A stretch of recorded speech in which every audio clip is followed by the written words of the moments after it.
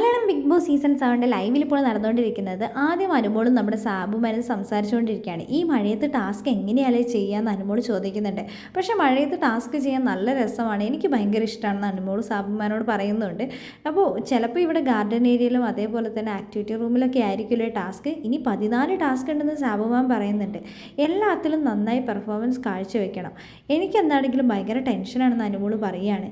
ടെൻഷനൊന്നും വേണ്ട അനുമോളെ എന്ന് സാബുമാൻ പറയുന്നുണ്ട്. ഞാനും ചിന്തിക്കാറുണ്ട്, എന്തിനാണ് ഈ ടെൻഷൻ വെറുതെ കിടന്ന് അടിക്കുന്നത്.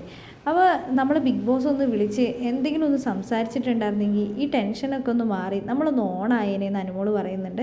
അപ്പോൾ സാബുമാൻ പറയുന്നുണ്ട്, ഞാനും ഇങ്ങനെ ടെൻഷനൊക്കെ അടിക്കാറുണ്ട്, എനിക്കും ടെൻഷനൊക്കെ വരുന്നു. സാബുമാൻ പറയുന്നുണ്ട്, നമ്മളൊന്ന് വിളിച്ച് ബിഗ് ബോസ് ഒന്ന് മോട്ടിവേഷൻ ചെയ്തിരുന്നതിന് നന്നായേനേന്ന് അനുമോൾ പറയുന്നുണ്ട്. നമുക്ക് വേണ്ടി നമ്മൾ തന്നെയല്ലേ കളിക്കാനുള്ളൂ എന്ന് അനുമോൾ പറയുന്നുണ്ട്.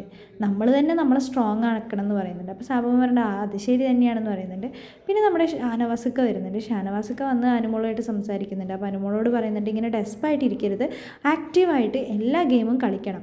എല്ലാ ഗെയിമും നമ്മൾ 100% എഫേർട്ട് ഇട്ട് കളിക്കുക എന്നതാണ് നമ്മൾ ചെയ്യേണ്ടത്. അപ്പോൾ അനുമോൾ പറയുന്നുണ്ട്, അങ്ങനെ തന്നെ ഞാൻ ചെയ്യുന്നതെന്ന്. അപ്പോൾ അനുമോളോട് പറഞ്ഞു കൊടുക്കുന്നുണ്ട്, നമ്മൾ ഇപ്പോൾ ഈ 14 ടാസ്കിൽ നമ്മൾ ജയിക്കണം എന്നല്ല, നമ്മൾ നമ്മുടെ എഫേർട്ട് ഇടുക എന്നത് മാത്രമാണ് ചെയ്യേണ്ടത്. കാരണം കഴിഞ്ഞ വീക്കിലി ടാസ്കിൽ തന്നെ കണ്ടോ, ഞാൻ ആ ഒരു പാവ ടാസ്കിൽ ഞാൻ എന്താണെങ്കിലും പെർഫോമൻസ് കാഴ്ചവെച്ചിട്ടില്ല.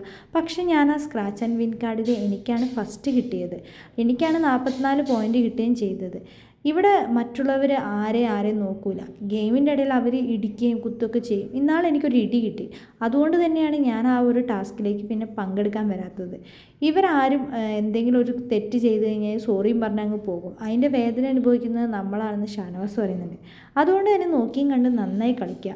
ഒരു പോയിൻ്റാണ് കിട്ടുന്നെങ്കിലും അത് സന്തോഷത്തോടെ നമ്മൾ വാങ്ങാൻ നമ്മൾ എന്താണെങ്കിലും തയ്യാറാകണം. നമ്മൾ 100% എഫേർട്ട് ഇട്ട് കളിക്കുക എന്ന് മാത്രം ചെയ്താൽ മതിയെന്ന് ഷാനവാസ് അനുമോളോട് പറഞ്ഞു കൊടുക്കണം. അപ്പോൾ അനുമോളോട് അങ്ങനെ തന്നെ എന്താണെങ്കിലും ഞാനും ചെയ്യാൻ തീരുമാനിച്ചിരിക്കുന്നത്.